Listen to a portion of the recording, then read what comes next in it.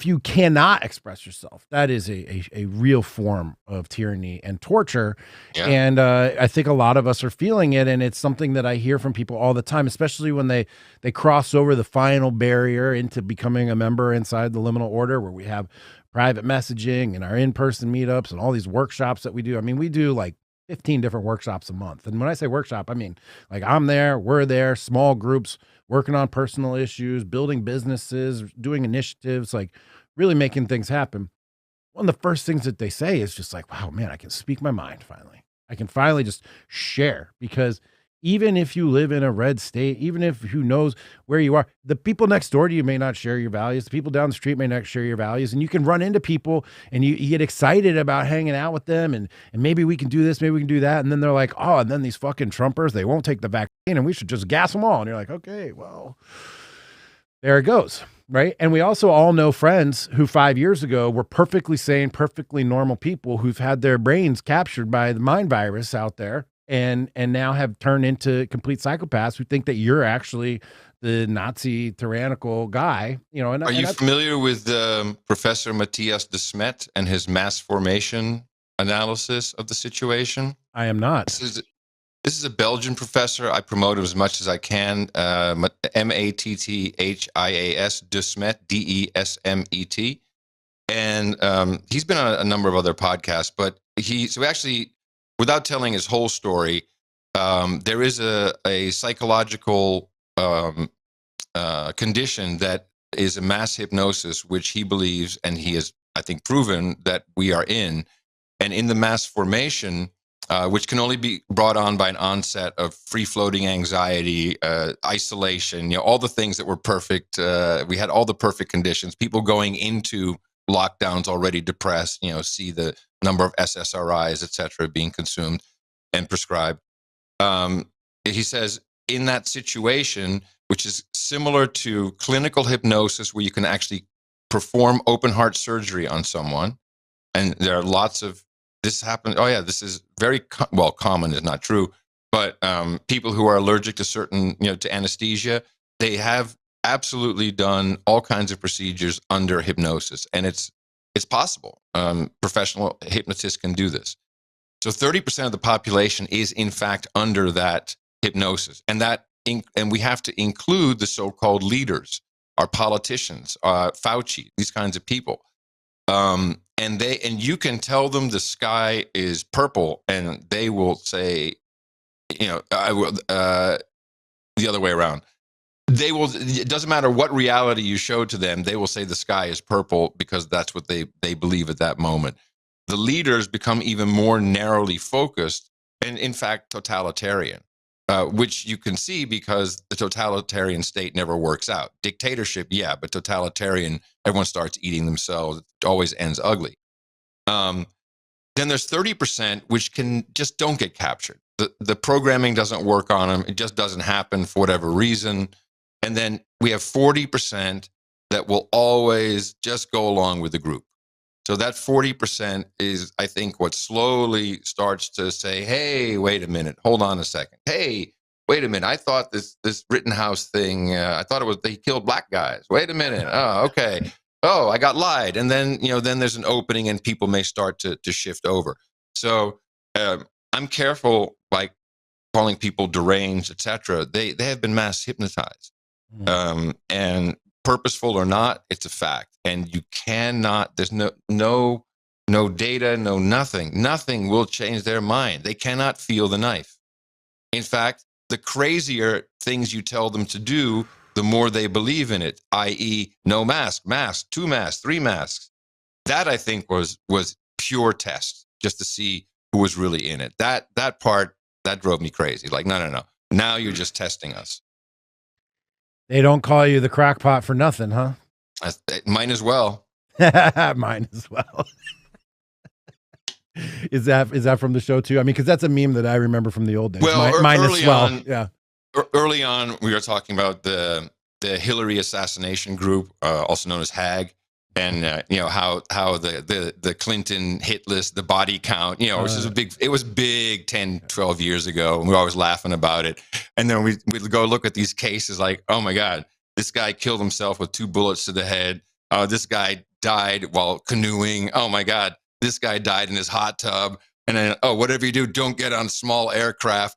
So that's when I decided I'm just going to call myself the crackpot. So I'm crazy. Just call me a crackpot. You don't have to kill me. That was always the joke in the beginning. And so I guess it's kind of stuck. And, people can call me whatever they want to call me. Just, I like flying small aircraft, so don't kill me in them, Don't find yourself locked in a jail cell under 24-hour surveillance on suicide watch, right? Mm-hmm. Speaking of which, that's ongoing this week, but we're not going to hear too much about that, I don't think. Man, my mom, I love you, Mom.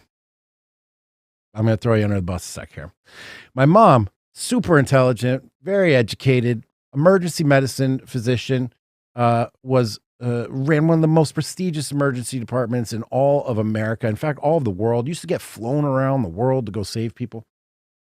I asked her what her thoughts were on Rittenhouse, and she said exactly what you said. Like, we killed some black guys, right?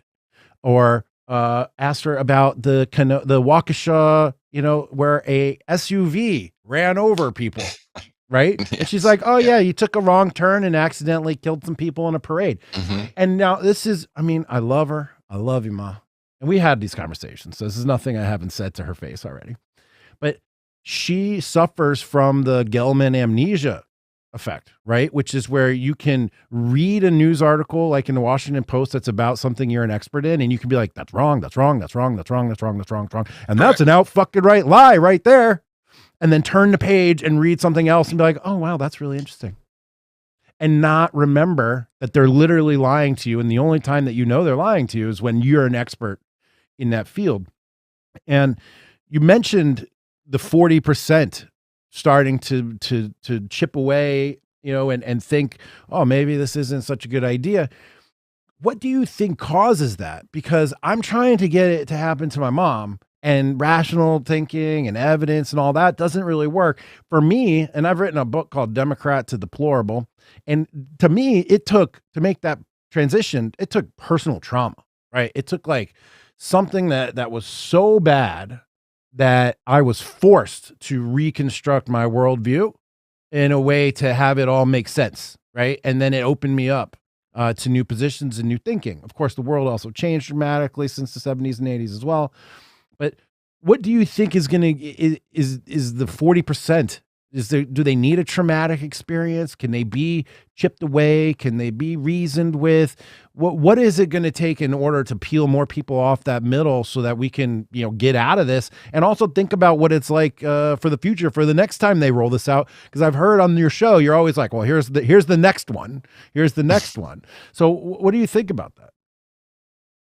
Well, first, I'm afraid I have to diagnose your mom not as part of the 40%, but as part of the 30%. Indeed. So as we just discussed, that's not an easy nut to crack. We need to get to 40%ers around her. This is the question I asked the professor multiple times. Said, what do we do, professor? I know how it's hypnosis. Can't we just do, and you, at the sound of my voice, you'll be awakened in 3, 2, 1, waking, and everyone's fine. He says, no, that's not how it works.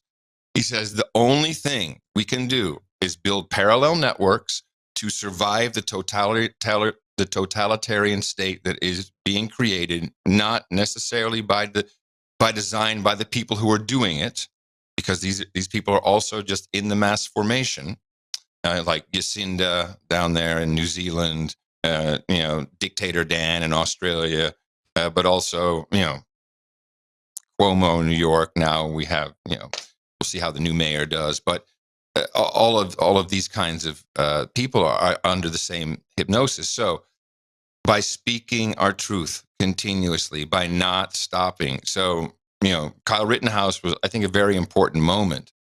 Well, actually, a couple of important moments. It's not longer really in the news cycle, but parents revolting against school boards. This was a very, very important moment, because as suppressed as it was in what we call M5M, the mainstream, as prevalent as it was online, and you saw it. It was all colors and creeds and races and religions, and we're not blind, but we're hypnotized. And look, we're in our own mass formation, undoubtedly, of smaller proportion, everyone has some programming that's running that we didn't put there, and it's probably malicious. So you just have to keep speaking, and particularly about these types of instances where someone may, like I saw Anna from Young Turks, I think, and she was like, holy crap, I thought he had shot some black guys. I didn't know what was going on. And she even said it like that, by saying black guys softer. And I can't believe that. I got to consider my sources. Now, that's a break right there. So she was more 40% than 30%. And she may influence Chunk. What is his I think it's Chunkhead. Chunk. Yeah. Chunk. Chunk. It's, we said Chunk. I didn't get I'm into so bad this. at names that we just come up with horrible nicknames for everybody, just really rude, which, by the way, is the only other way to combat totalitarianism is by mocking. That's the only thing that works. This is why, cartoons are so powerful, caricatures, mocking people, doing that is really, it comes across as childish sometimes, but once it gets into the lexicon and everyone's just using terms, and Trump knew that. Oh my God, did Trump know that? But we were calling Elizabeth Warren Pocahontas 10 years ago. Once Trump started doing it, we had to stop people. And we're like, you look like a bunch of Trumpers.